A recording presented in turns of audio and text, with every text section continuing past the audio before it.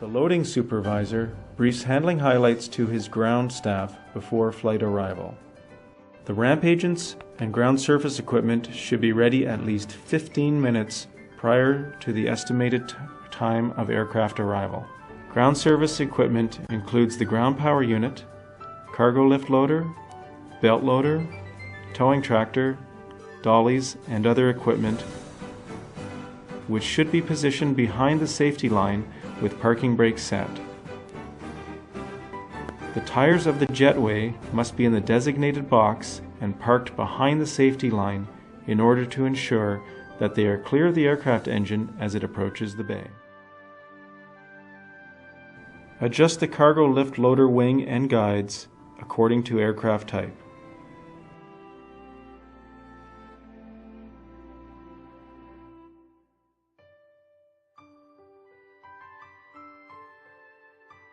Check the platform side guides, rear guide. Check the platform side guides,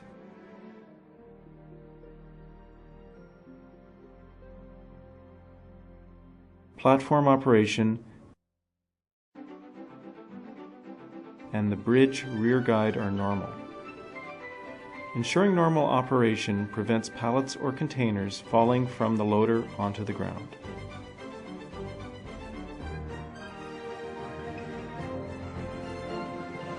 Prior to aircraft arrival, ramp agents will check the parking area for FOD. They will walk along the edges of the parking bay toward the traffic lane. After arriving at the traffic lane, turn toward the parking bay center line, and then search the area where the aircraft's engines will pass over.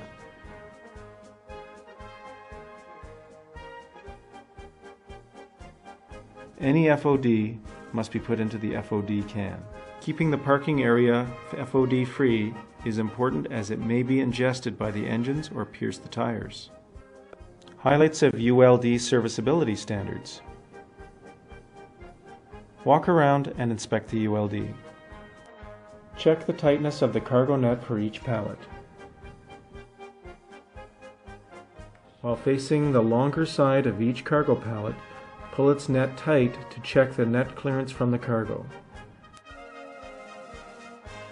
For tall pallets, this distance must not be greater than 20 centimeters.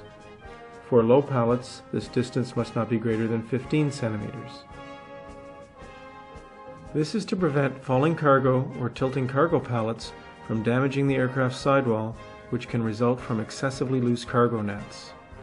There shall be no broken or missing corners. There shall be no more than 5 loose or missing rivets per edge rail.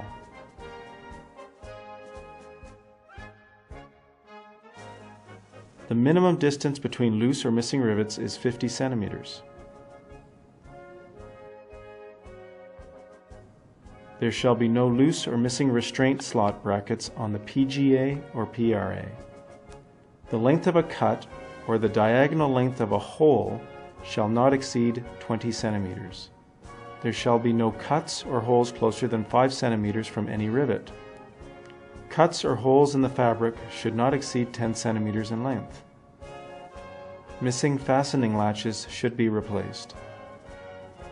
No more than 10% of the rivets on one panel shall be loose or missing. The minimum distance between loose or missing rivets is 12.5 centimeters. As the aircraft is approaching to turn into the bay, the 2 wing walkers using approved wands will perform traffic control to prevent vehicles crossing between the aircraft and the marshaller.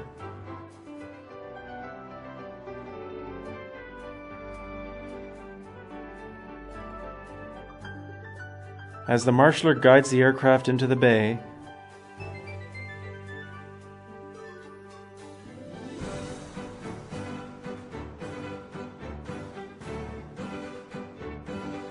no vehicles are allowed to use the traffic lane in front of or behind the aircraft until the aircraft has stopped.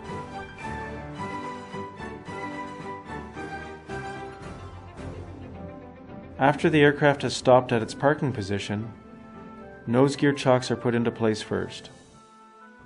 Once the beacon has been turned off, all engines have been shut down, and the headset man has given the OK signal, ground service equipment are allowed to approach the aircraft. Safety cones are located at designated positions, which are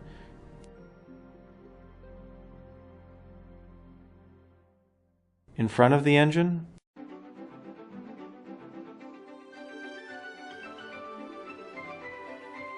on the outer side of each engine,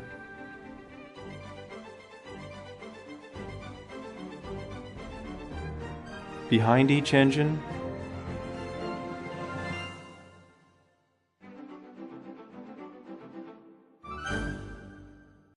as well, place a safety cone under each wingtip.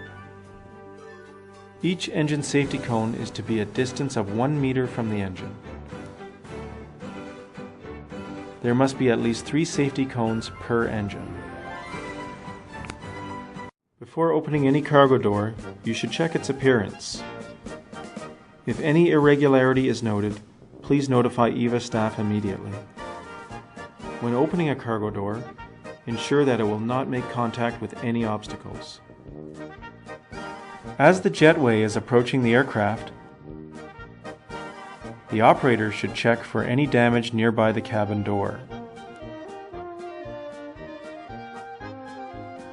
Approach the cabin door slowly. Once again, verify that there are no irregularities near the cabin door prior to opening it.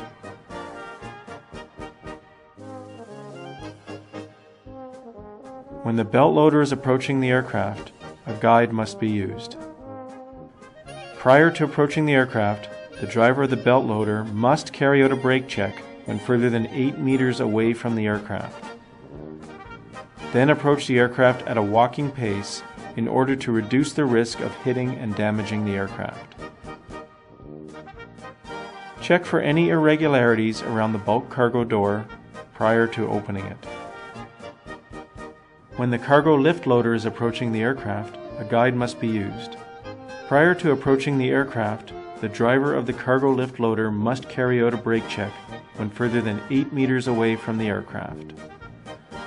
Then approach the aircraft at a walking pace. Again, check for any irregularities around the cargo door prior to opening it. The ramp is a fast-paced and congested work area. Various types of vehicles can be operating around the aircraft at the same time. The SOP for any vehicle's path must be strictly observed.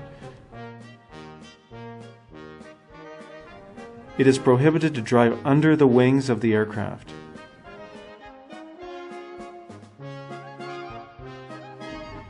It is also prohibited to drive under the fuselage in order to prevent colliding with the aircraft.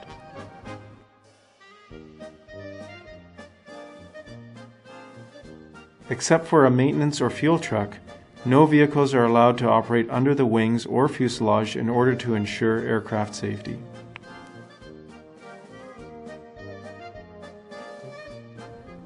Always check for people in the area before moving or offloading dollies.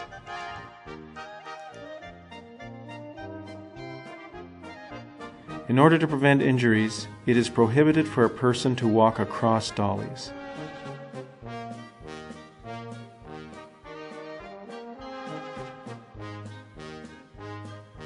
The gap between the dolly and the cargo lift loader must be between 15 and 20 centimeters.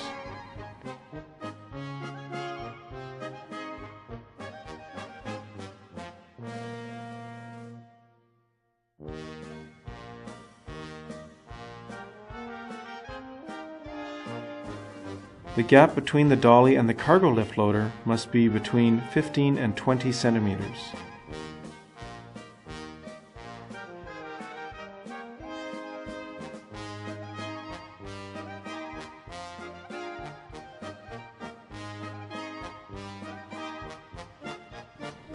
Before transferring containers or pallets from the loader to the dollies, check that the outside locks on all the dollies are engaged in the up position.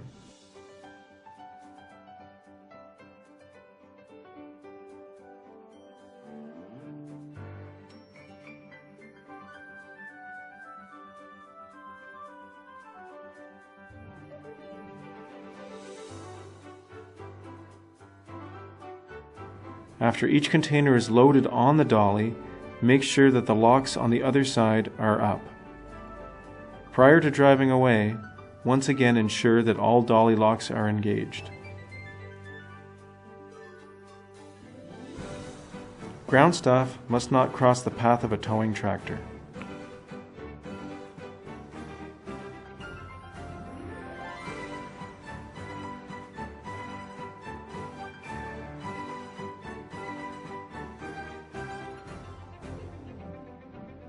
The dolly handbrakes should be engaged when they are parked.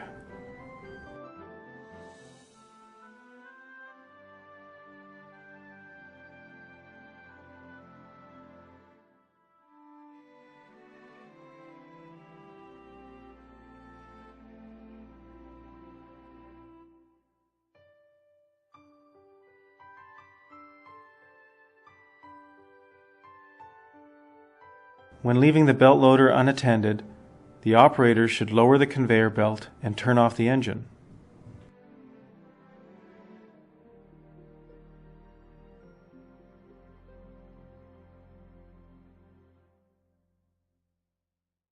When leaving the cargo lift loader unattended, the operator should lower the platform and turn off the engine.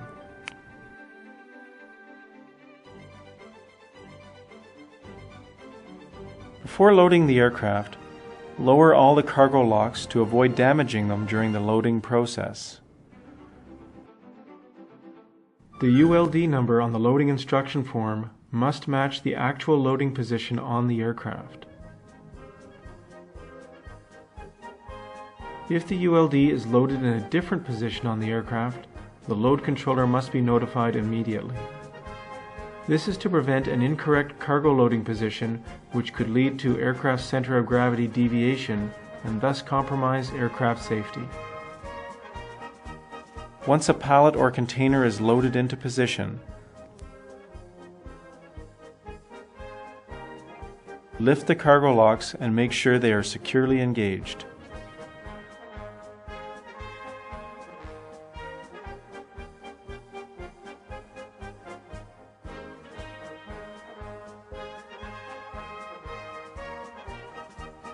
All cargo locks shall be raised even if no container is in that position.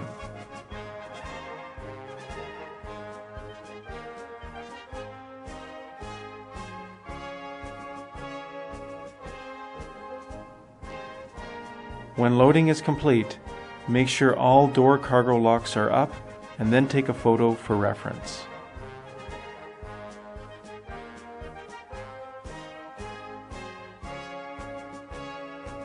When finished loading, the operator of the cargo lift loader should check the door frame and seal for any irregularities.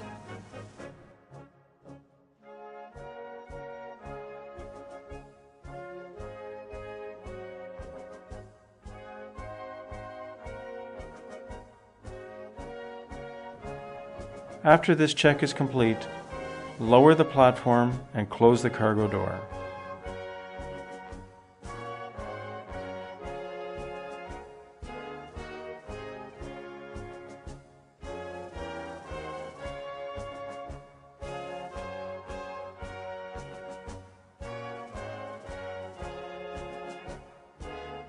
To prevent FOD from the cargo loading process damaging the aircraft, once cargo loading is complete,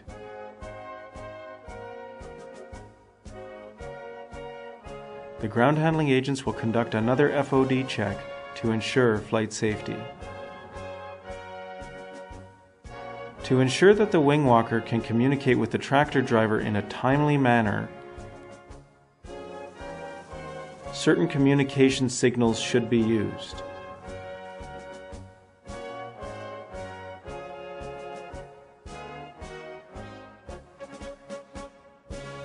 During a pushback in daytime, if the wing walker wants to signal the tractor driver to make an emergency stop, he will cross his wands above his head. At night, use one wand to make a circular motion above the head as a warning to stop the pushback.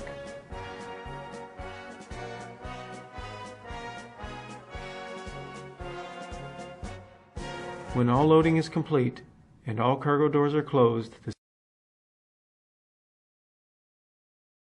safety cones can be removed. When to remove the gear chocks. Make sure the pushback tractor and tow bar are connected to the aircraft prior to removing the main gear chocks. Nose gear chocks can be removed once the jetway is clear of the aircraft.